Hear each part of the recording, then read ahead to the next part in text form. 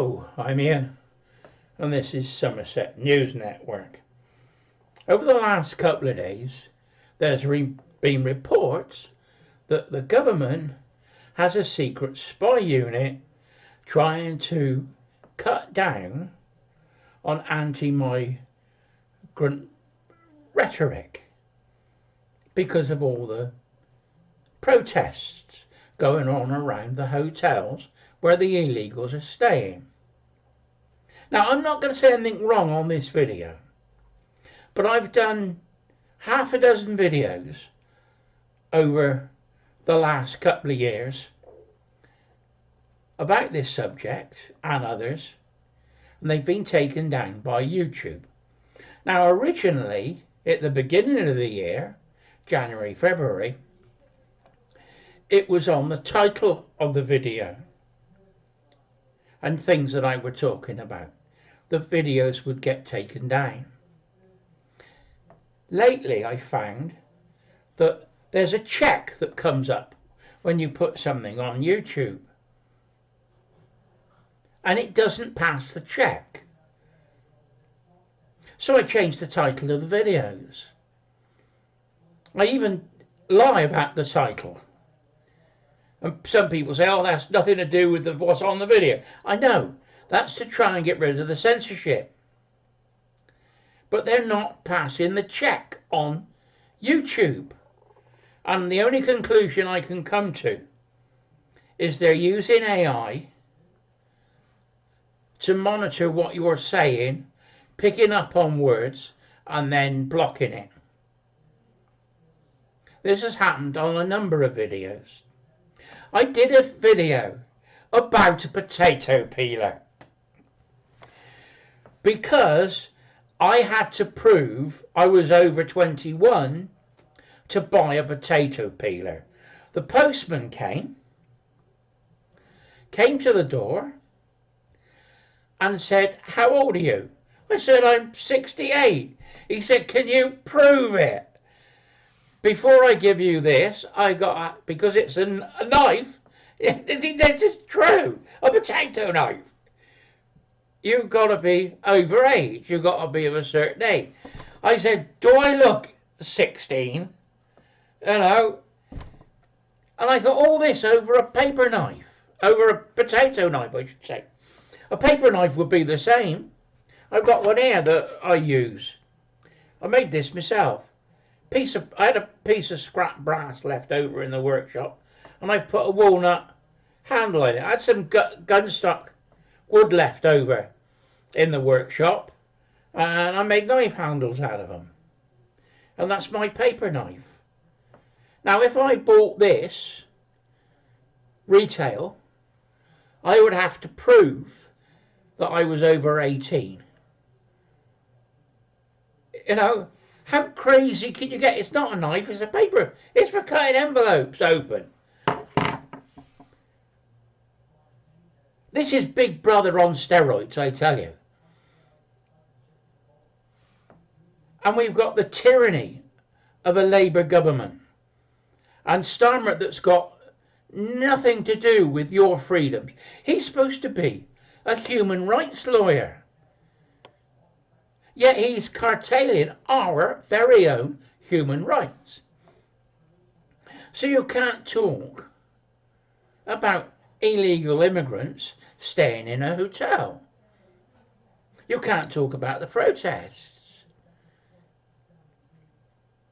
People are going on X and doing videos and other social platforms because they can't do it on YouTube. Now, I haven't said anything wrong so far, just pointed out the facts and what's happening.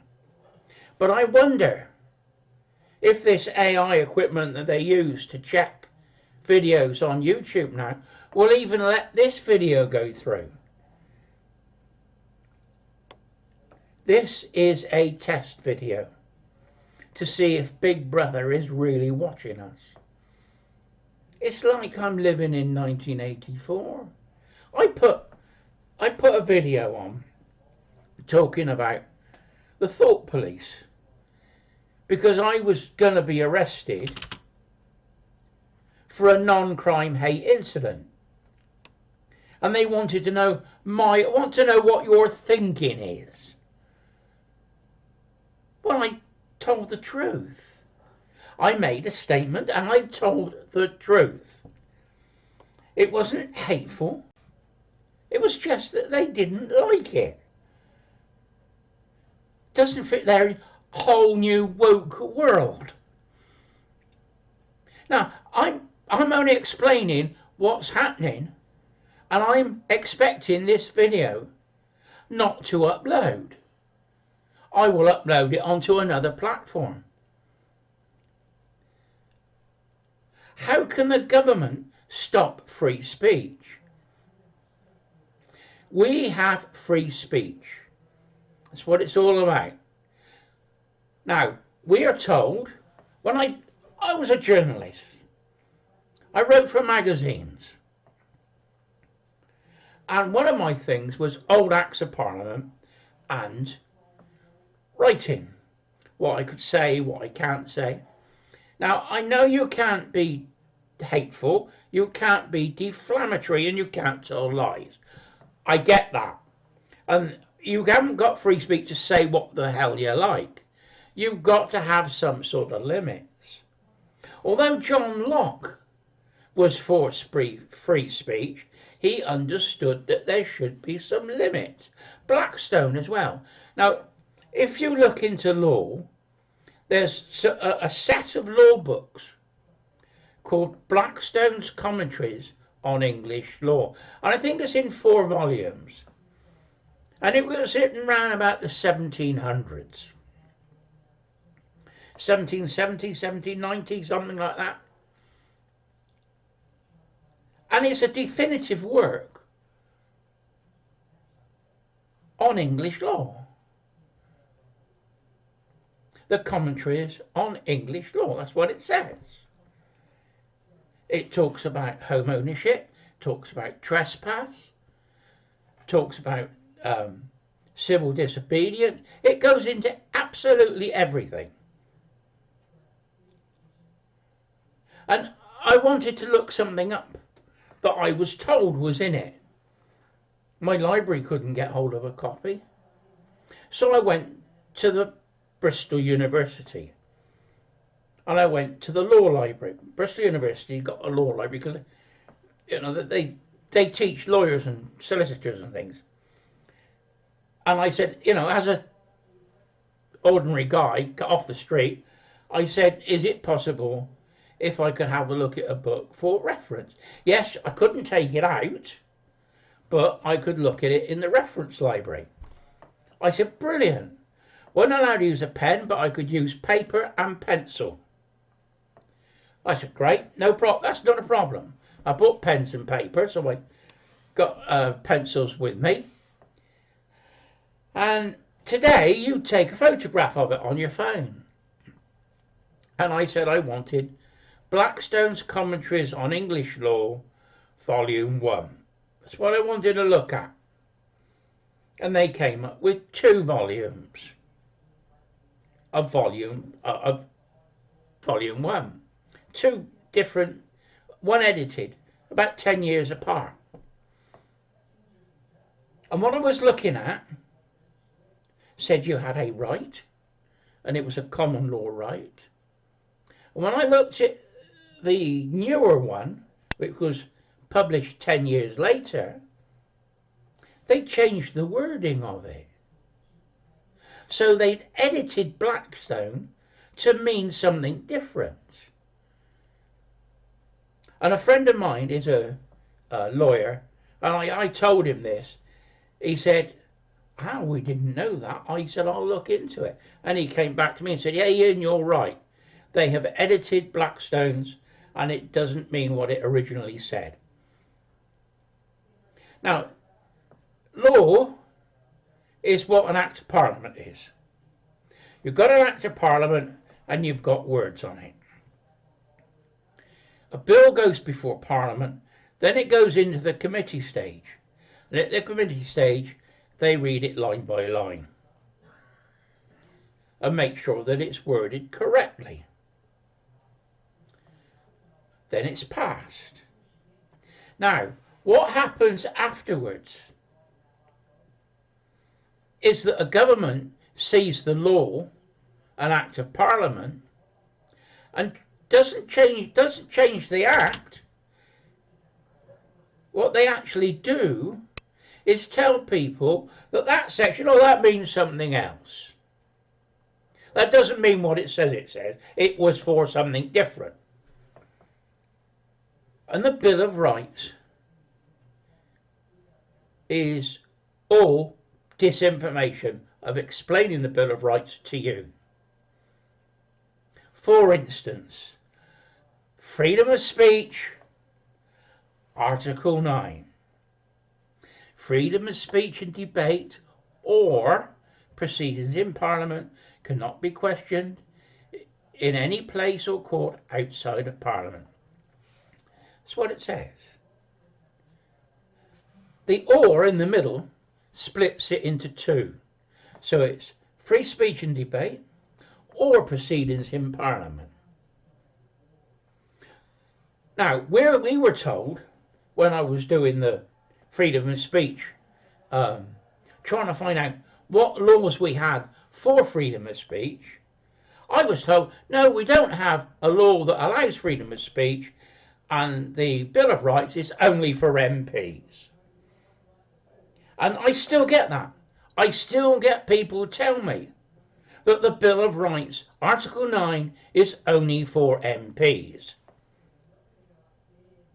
Well, somebody took the newspapers to court. Now, I can't remember if it was the Telegraph or the Daily Mail or something like that. And they cried free speech, their right to print something. Now, they're not covered by Ofcom like the television, because the television is controlled by Ofcom, and Ofcom will rule on it. Now, my argument is Ofcom can manage it, but if there's sanctions to be made and they find somebody, that has to be done by the court. Now, when it was done by Parliament, that was the Law Lords. That's now our Supreme Court. Okay, you got that. So when newspapers cry free speech, it goes direct to the Supreme Court. Doesn't go through the lower courts first. So they are using Article 9 of the Bill of Rights. So, if the Bill of Rights Article 9 applies to MPs, then it also applies to newspapers. Therefore, it almost inevitably applies to us. So we have the right of free speech and debate.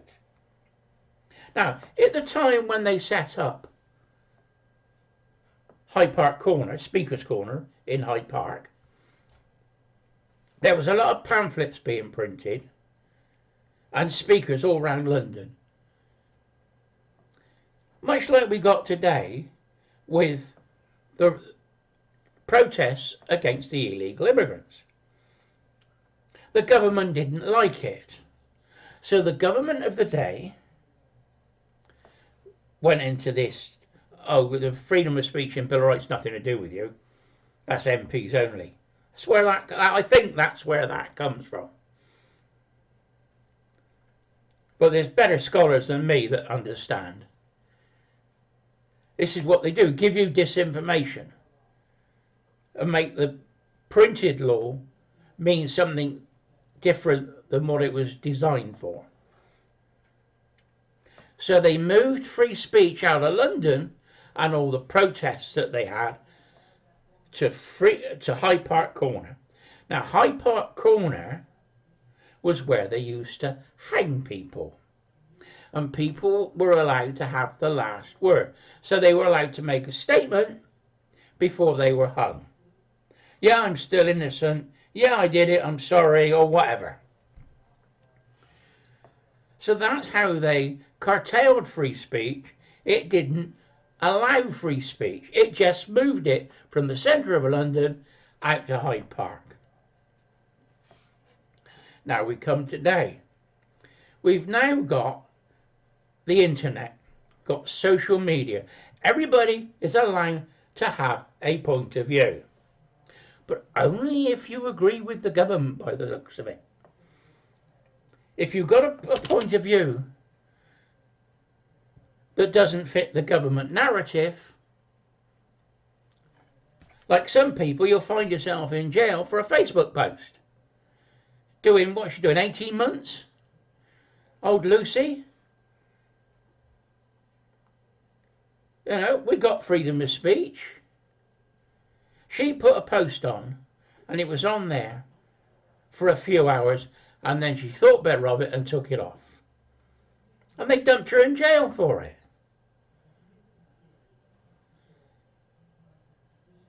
This is how they control you. It's now a threat. Now a threat to you. Who, when you do a Facebook post, a WhatsApp, an Instagram, you will have to think. And because you're thinking, say, oh, I can't say that, I think that. And you make a statement. And you think, oh no, I can't say that, I'll end up in jail. This is what it's done for. It's done to suppress free speech. It's not done to allow free speech. Now, I haven't said anything wrong so far, have I? I've been measured. I've been factual. And I haven't made any statements. I've just said we have the right of free speech. They told us when I was doing journalism, I did 3 or 4 different courses on journalism. I went to night school and did a summer term on writing articles for journalism, for newspapers. I thought it would help me with my writing for magazines, doing shooting articles, which is my thing. And I said, well, have we got the right of free speech? I didn't know what I know now. And they said, no, it's a common law right. It's only said. I thought, that can't be right. How can you have free speech if it's not a law? So I spent years looking at old Acts of Parliament, trying to find free speech. Anyway, one of my things is the Magna Carta, liberties of the subject. I think there's 3 or 4 of them, from 1297 to 1354 to 1405, 1454 or something like that. I can't remember exactly the dates, but they're all our liberties. And they're all reaffirmed in the Magna Carta. Then we have the tyranny of James II. Now, as a Somerset lad, I was brought up on stories about Judge Jeffreys and the hanging judge. What happened was the Somerset farmers, locals, weren't allowed to be armed.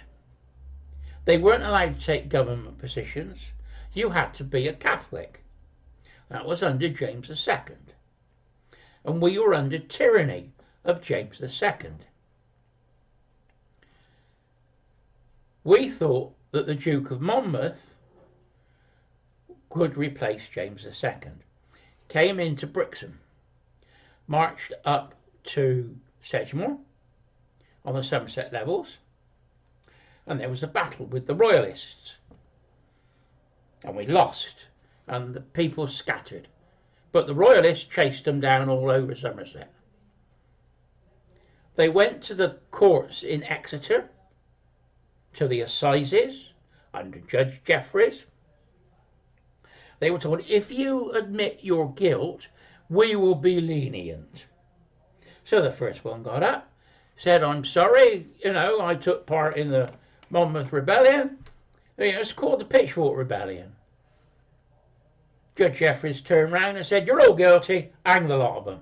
That's why he was the hanging judge. The tyranny of a government. We've now got the tyranny of Starmer. He's putting people in prison who shouldn't be there for their free speech. It's the same thing. He may not be hanging them, but he's using the tyranny of his position to control the people. And as a human rights lawyer, he should know what rights we have. And we have the right of free speech. Now, I bet this video won't upload, but I'm going to try. If it uploads, if you agree with me, like the video. If you think it's worthy of somebody else having a look at it, you know, type to share. And let's this go, you know, so other people can see what I'm saying. Anyway, Ian, Somerset Newsweek saying bye-bye for now.